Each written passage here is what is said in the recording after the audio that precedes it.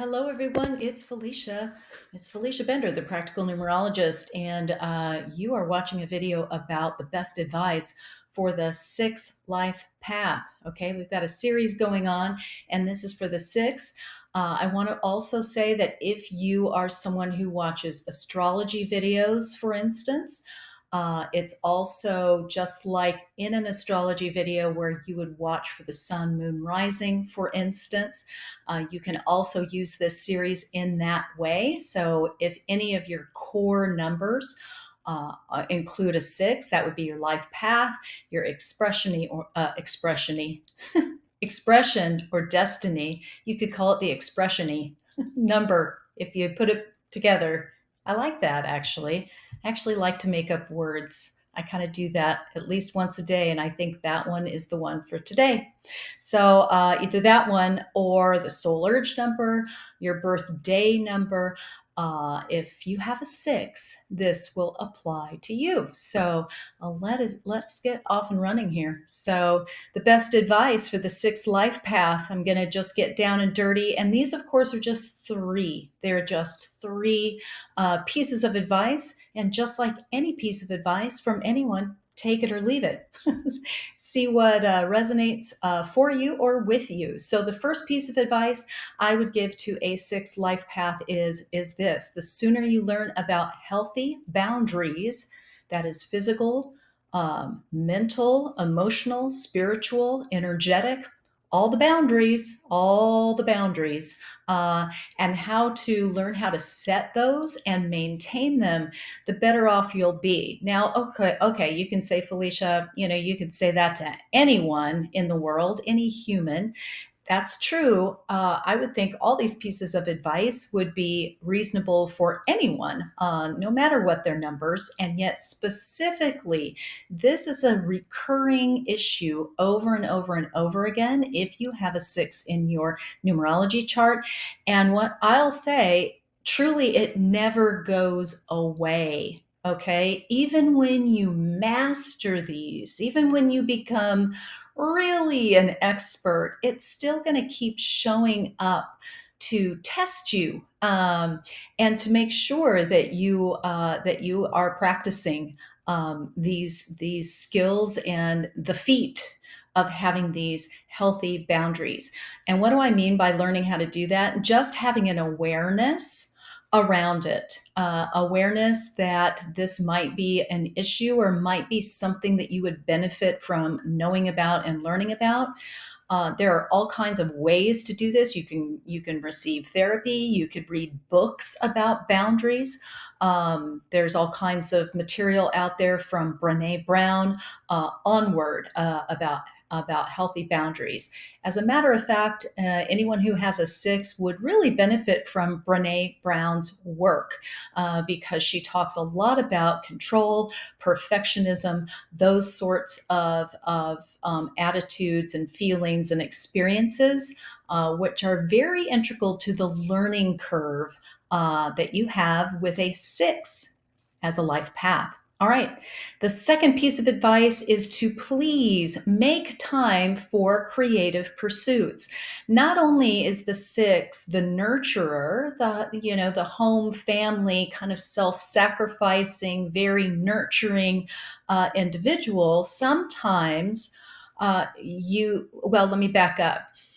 You are also what I call the creative visionary. Okay. It's not just about the kids and the home and the family, even though that is a central focus.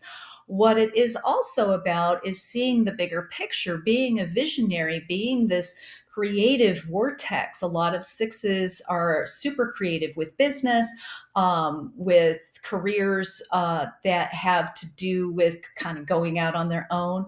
Also, very good artists, amazing artists, interior designers, but art, music, that sort of thing.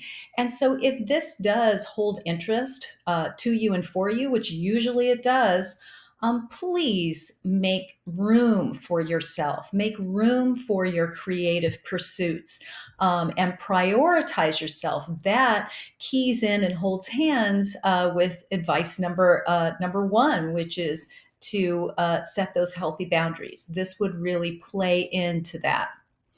All right, the third piece of advice, and then we're out of here, okay, is the third piece of advice for anyone with the six is to get curious about control and perfectionism in order to be aware of and to attempt to harmonize or balance these tendencies, because the six is the idealist, right? And you can be pretty hard on yourself, first and foremost, and then hard on other people, especially people who you love, who you are, in immediate contact with. You have high expectations.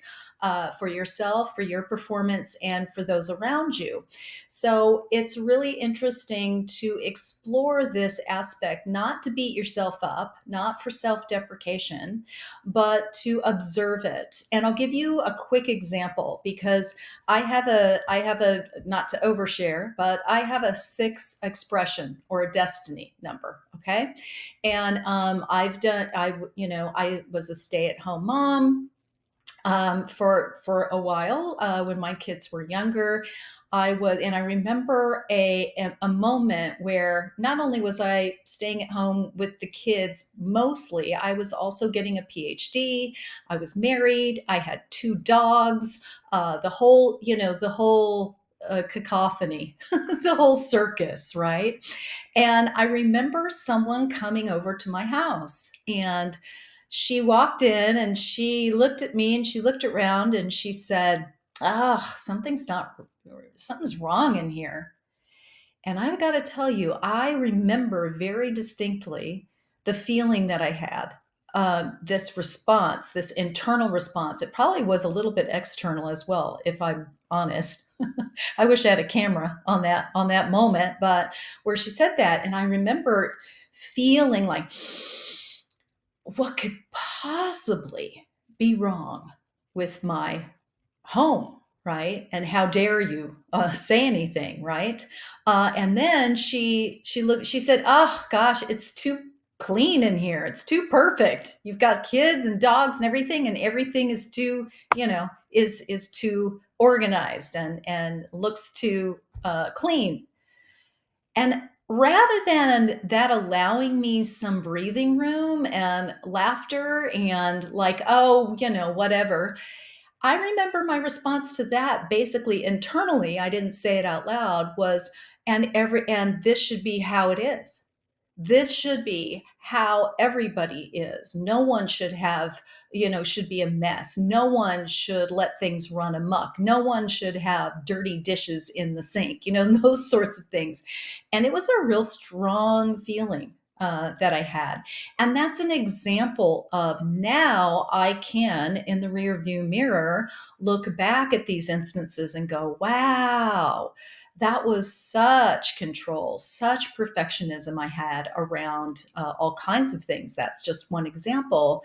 And that you begin to learn how to loosen those ties and to step away from feeling that incredible weight of having things being totally controlled and totally perfect.